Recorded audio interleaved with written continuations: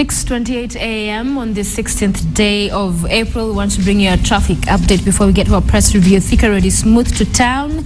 That's my 3 routes on Twitter this morning. Bumper to bumper near Hamza, but slowly moving is what else we're seeing on the roads. Please, Kaimenyi, can the schools remain closed for the rest of the year? It took record time on Langata Road.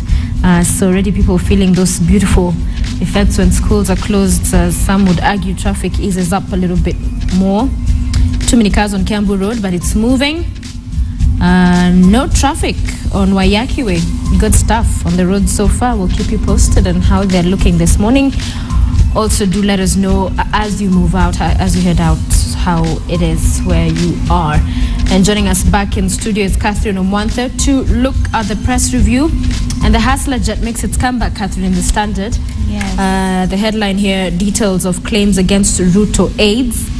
And these details are emerging from the report Public Accounts Committee will table before the House on procurement of the so-called Hustlers Jet. Yeah. His aides seem to have covered up some more.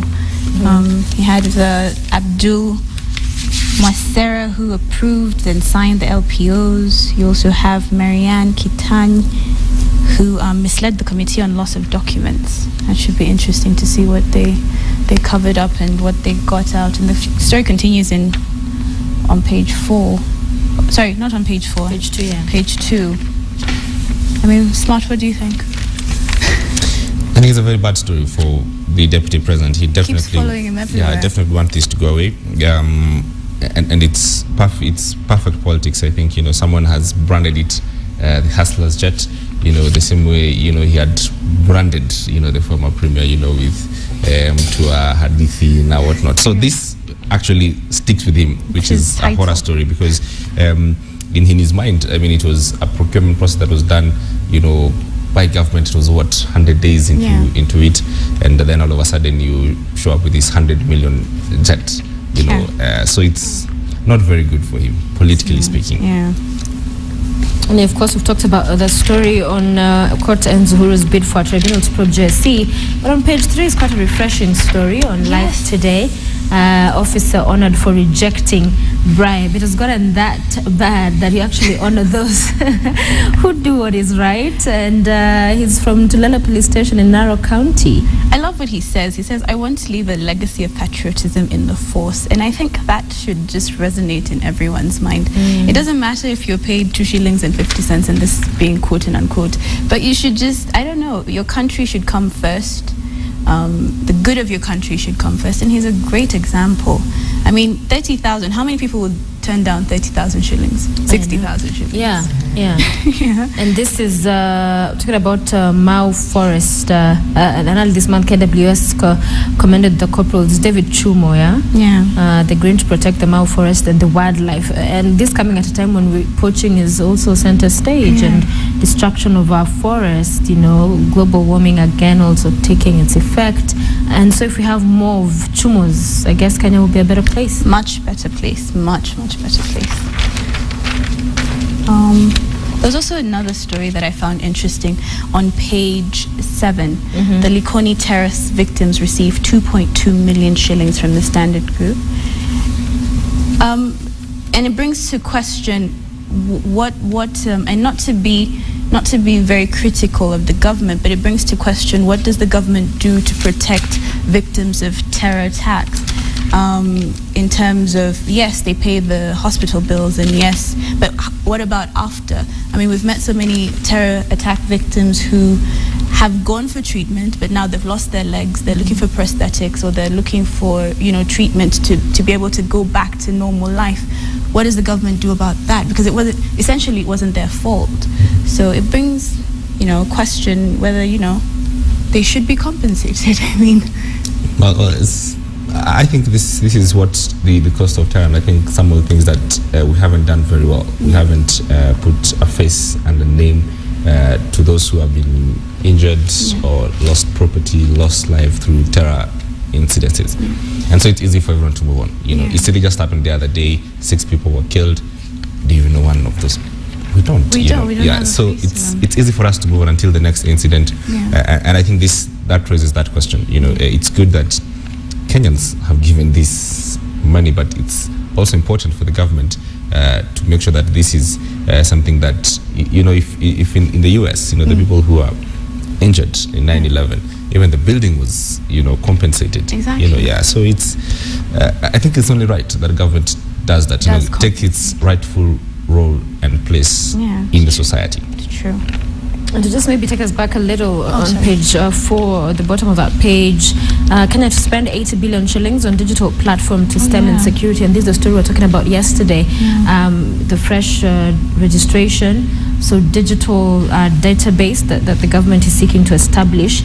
6 months it is estimated to take, and 80 billion shillings. But you already have some people raising concerns about IEBC conducting the process. Given that the BVR, procurement and BVR process of registering, you had people during elections saying that, they came up dead, and yet they're very alive. So I think they're questioning whether that that's where we're going back to. We haven't fixed that problem. The IEBC BVR procurement and registration process has not been fixed. So how do we go back to it and still use the same process to register people? Then you'll probably have people being double registered again. You have 2 IDs or 2 the confusion will probably return. Yeah. But my concern is the 8 billion shillings. That's a lot. That's a lot of money. That's a lot. They're trying to register people fresh. It's not as easy exercise, is it? It's not. It would be nice to hear from the IEBC in terms of just helping Kenyans regain that confidence in this, especially equipment. That since the elections is what we've done. Now there's this change somewhere that it's gonna be a clean process. This 8 billion is not gonna go down the drain. It could be it's saving grace. If it does it properly, it could be it's saving grace and be very transparent about it. It could be, but still, again, my concern is the 8 billion. Always follow the money, huh? Always follow the money. It's our money. Shillings. It's our money. Taxpayers' hard-earned money. Yes. Page 5, we have a report to investigate claims of abuse. The authority warns police officers against violating human rights as they crack down on illegal immigrants. I saw somebody tweet yesterday that, and I got thinking that when Mishuki was at the helm and there was the issue with, what are they called? Mungeki. And, about 500 of them were killed and nobody raised issues of human rights, and now we're seeing that happening, and we've had some of our analysts here say if somebody throws a stone, so issues of, where the problem is, or is it, again, this stereotyping? Are we going about this the wrong way, the government, that is? It's we've talked about it so much until, there was another person who said on Twitter that all I hear is people criticizing the police. All I hear is people criticizing the government, but they're not offering solutions. So it's what would be the better option? I think maybe that because when you think about it, we said, what is the government doing? What is the government doing? And then the government did something, and then we're saying, no, don't do that, don't do that, don't do that. It's more of they're damned if they do, they're damned if they don't kind of situation, and maybe we didn't put enough uproar for Mungiki because Mungiki was scary. I mean, you would have news of somebody being beheaded. You'd have news of it was scary, and the terrorists also. Terrorists are also very scary. But I think with Mungiki there was more certainty to it compared to this particular issue, this particular issue of terrorism, because again, you cannot castigate an entire community for. But is that what's happening? That's the question. Is that what's happening? It is, in my opinion. Disclaimer. Yeah. I mean, yeah. It appears to be. It appears to be that is what is happening. Okay. Let's move to page 6 and Disclaimer again. disclaimer again. And I guess the human rights groups that are coming out against it is really about how it's been conducted, not that it's happening. Page 6, how Kita Financial escaped police dragnet. So this happened on the 8th of April, and ATPU officers raided Abdullahi Eden's house in Mombasa on April 1 to find him absent, but they seized his bank documents. So the ATPUs, that's the Anti-Terrorism Police Unit, seized an ATM card and other bank documents when they stormed his apartment. So that again is linked to terrorism, just continuing with that crackdown.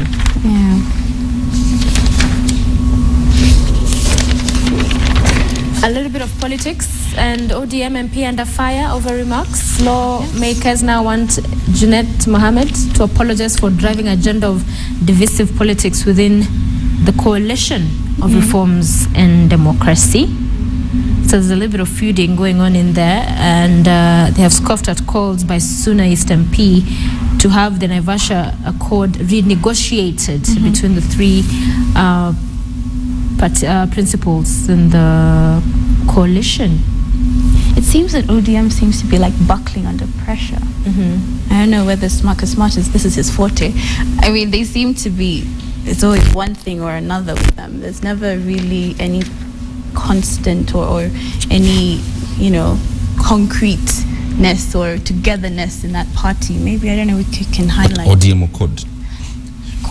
In this case, what happened is the genesis is Junet Mohammed. There are by-elections that are coming in June. So Junet Mohammed was saying, listen, in cases where ODM is strong, say in Nyanza, or places where we are deemed to have support, it's important not our coalition partners, Ford Kenya, Wiper, or whoever, to field candidates in those places as well, so that we gain the seat. So that is Junet Mohammed's assertions. Of course, with what's been happening in ODM, and especially I think this just comes because of the issues of how they conducted their before in December, before the elections, how they conducted to getting candidates. So you have a lot of fallout within those strongholds of ODM, Nyanza, Western, Nairobi, where even Mombasa, where some of the strong candidates who are within the party left the party and joined Wiper or Ford Kenya and won those seats. So they're just saying, well, listen, you cannot, because essentially what Junet is saying, the other fellows who are in code, Ford Kenya and whoever, don't have a say when it comes to matters inside ODM strongholds. And these individuals inside those strongholds, that is the same as alienating them. So they say, listen, you cannot say that. We are equal partners, and you cannot all of a sudden say, well, it's an ODM stronghold, so we don't have a right to, hold these seats or campaign for, whoever we think is right, as long as it's in the code, umbrella. So I think it's just an inside war, which is a continuation of what happened from their nominations, last year, which was symbolic. And I think they would carry this for the next 4 or 5 years. But could it be a war that probably breaks it up in future? I don't think so. So it's very difficult for, say, Olagol Watch, say in Nyanza, who say, assume you'd been on TNA, you don't have won that seat. But the population agrees that, well, their nomination process was symbolic, it's fine, they can live with that, but we can still elect our candidate if he's inside the code umbrella. You understand? So they'll still fight in squabble in between, but until they put the house in order, well, it divides them, obviously. They're not a strong unit as they go out. They can't come up with a strong position, as our opposition. It divides them, but on how it weakens them inside the stronghold, highly doubt that, the government, if you like, TNA URP would, get an in into this. Possibly the other coalition partners, would gain more, if ODM continues to be disorganized as it is.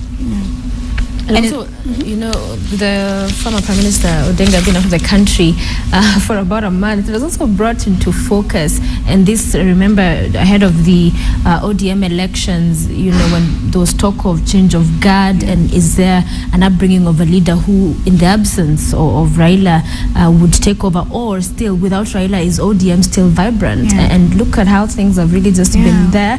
and just quiet down. And I saw a report yesterday talking about no, really, there's not been much happening. It's true. It's Clearly, like I mean, it's like he's synonymous to. If she leaves, then there's no ODM. You know, there's no code, there's no opposition. You know, so the opposition has had, the last month has been the most colorless. They've not talked about nothing. They've arranged nothing. They've just been there. You know, when he's there somehow, even when he goes to church or is randomly, you know, doing some random thing, then you'd see the code or opposition somehow, you know, doing something. So I think they need to reflect on it. You know, the leaders who want him to leave, you know, inside the code, they should reflect on it and figure out at what expense, because then they would be, you know, swallowed up in the entire, you know, politics of things and in the world, because it appears they don't have the right energy or skills or personalities to carry, you know, their position. Because no one really, including the former Vice President Kalonzo Musyoka, really steps up to the plate, you know, and say, well, there's a code position. You know, the last month, what has been code position about anything? I can't remember anything, you know. So we're going to see probably next week when Raila Odinga comes, probably we'll see more Things go code back positions, you know, whatnot. And then we'll just be able to gauge and see, well, is this a personality or is it an organization?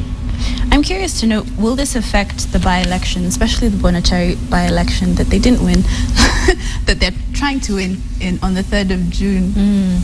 Difficult. My assumption, I think, Kisii is very difficult and very dicey for them. I highly doubt that they would go out and do well, because one, it's for the Kisii, the elections, and it's not more about personalities.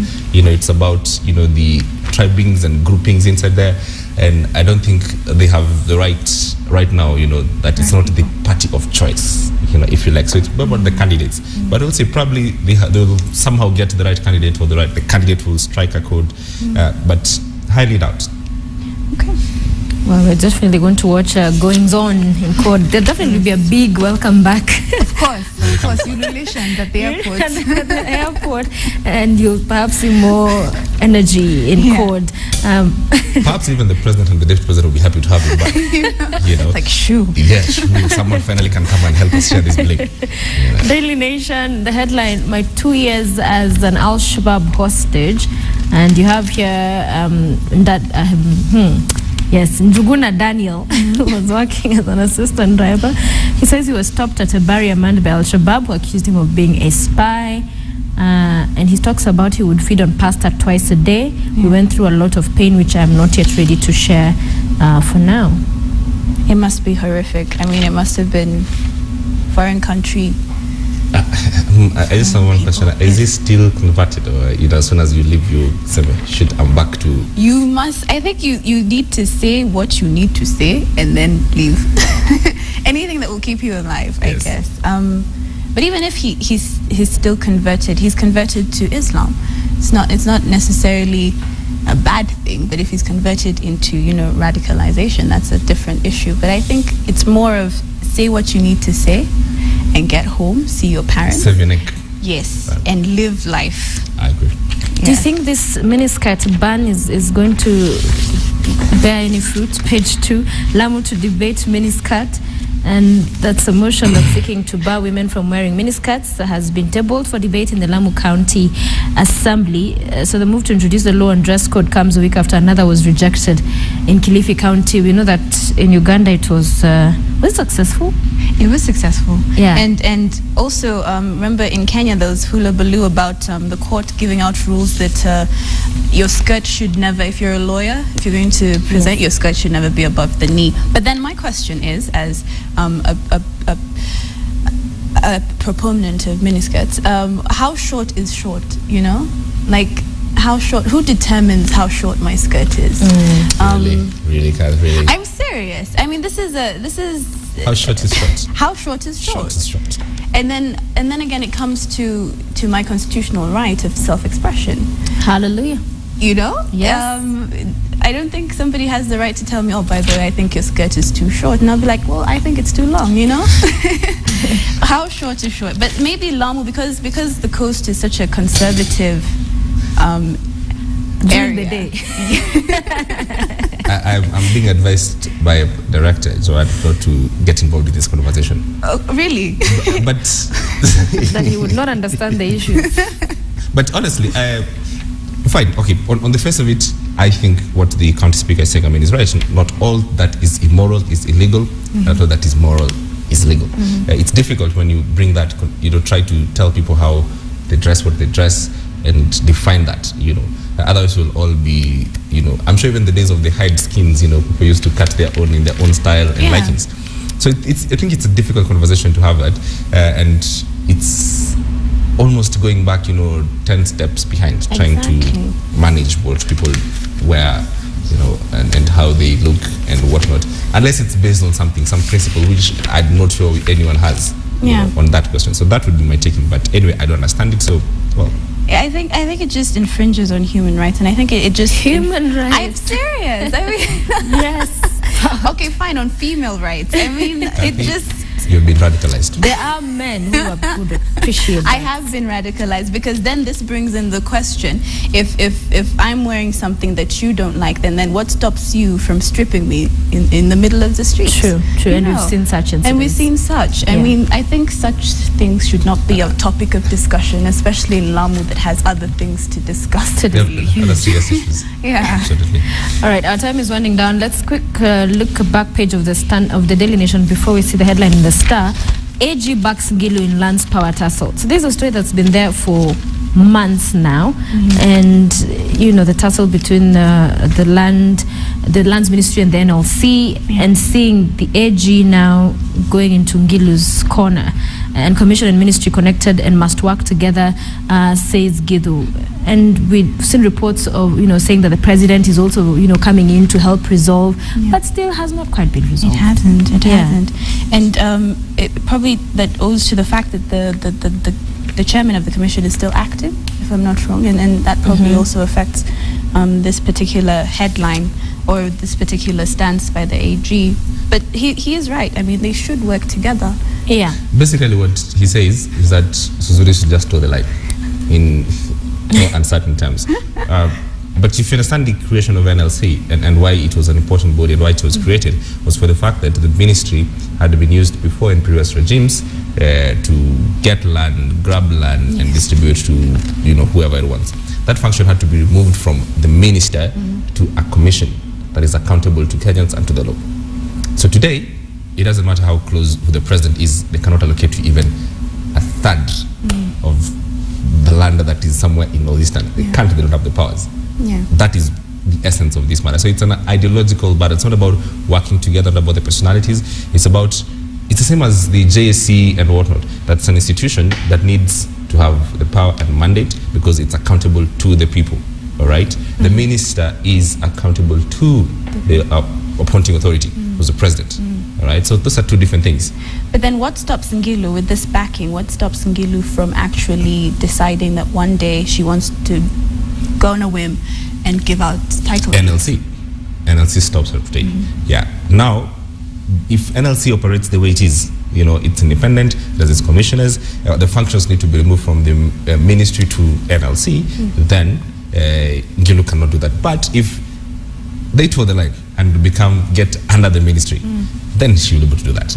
That is what the Constitution and what the drafters of the Constitution tried to avoid, that you have an independent body that if you have a question today, if someone comes and grabs your land, ancestral home, Kathy, you go straight to NLC, lodge a complaint, they are obliged immediately to come and look at what it is, arbitrate on the matter, and give the land back to its rightful owners. Not the minister. The minister has no business. The minister is involved on the policy level, policy on how we use land as a factor of production, and that is what I understand as what the law had tried to achieve. So that is the spirit.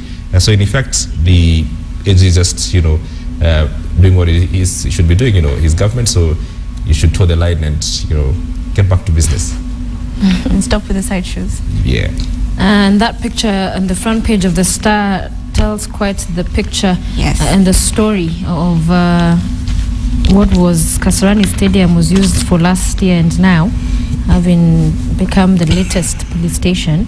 Somalis detained in squalor at the Kasarani. So they have been held in the outdoor area of the Kasarani police station yesterday as the cells there are full. This is quite a sad state of affairs. I mean, I'm not Muslim, but I'm sure that, you know, the fact that you've mixed men and women together, that might also infringe on something, because I know they like to be separate, you know? Yes. And it's quite a sorry state of affairs It by is. the picture. It is. And maybe it warrants this statement, concentration camp. True. Maybe it warrants it. Page 2, Margaret Jat's back from the UK. Oh, she First lady. It took, what, was it 7 hours? It took her 7 hours. How long do you think it would take you for like 42? I mean, me, I know I'd just finish the next day. the next day. It was great that she did that. You know, no matter how long it takes, gotta finish and deliver on what you promised.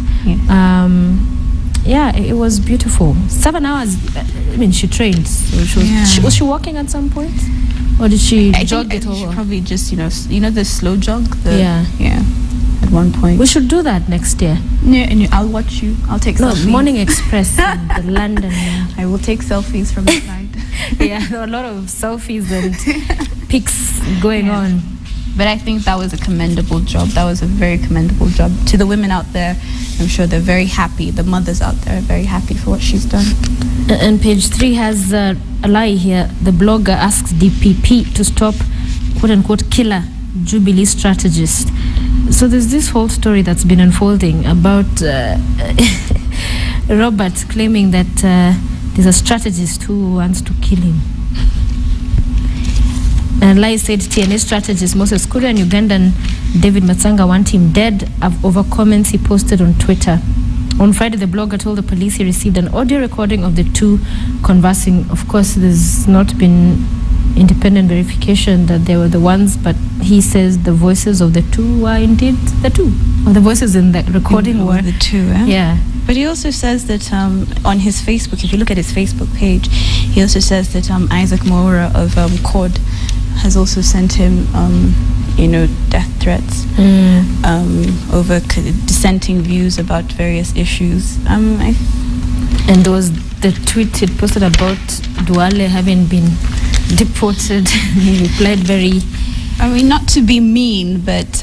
he's in quite a number of sticky situations. He is. Our time is up, but an interesting news day today as well is going to be. Several other stories we'll be covering. And thank you for joining us. Thank you for having me. Always a pleasure. Always a pleasure, my dear. Yeah, those miniskirts we're going to... Yeah, we need to discuss those ones. We need to discuss those very important national issues as well.